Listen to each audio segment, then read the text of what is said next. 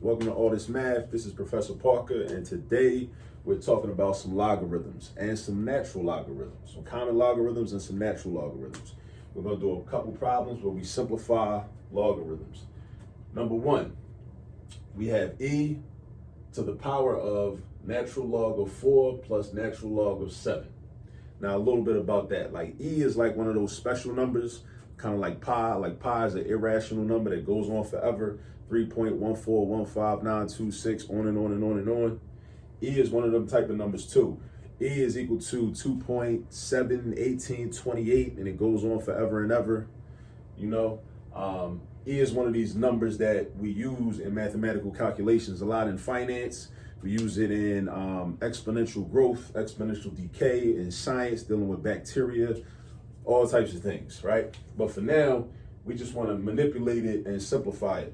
But in order to simplify, number one, we need to have an understanding of these three different rules, right? These are called logarithmic properties, right? They might look confusing to you if you have no experience at all with logarithms, but once you start doing work with logarithms, these properties start to make sense. All right, so check this out. First thing we want to do is we want to look at this exponent. This says natural log of 4 plus natural log of 7, right? But first of all, how does natural log relate to the common logarithm? Natural log is kind of like an abbreviation for the common logarithm. When you have a common log with a base of e, you can rewrite it as just natural log, right? And x is called your argument, right? This number or this term that's in this position right here is referred to as an argument, right? So instead of saying log base e of x, we can just say natural log of x, all right? So that's one thing, right? Next thing is this.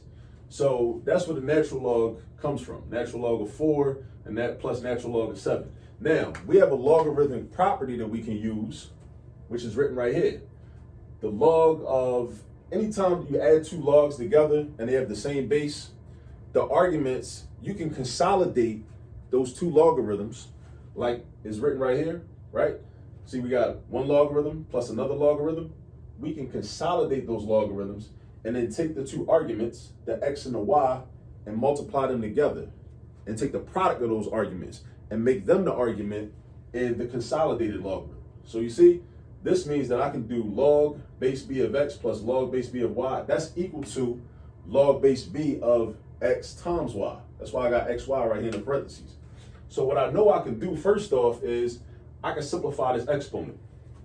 So when I simplify this exponent is going to become, well, the e is still there. That's my base, right? It's going to become natural log of 4 times 7.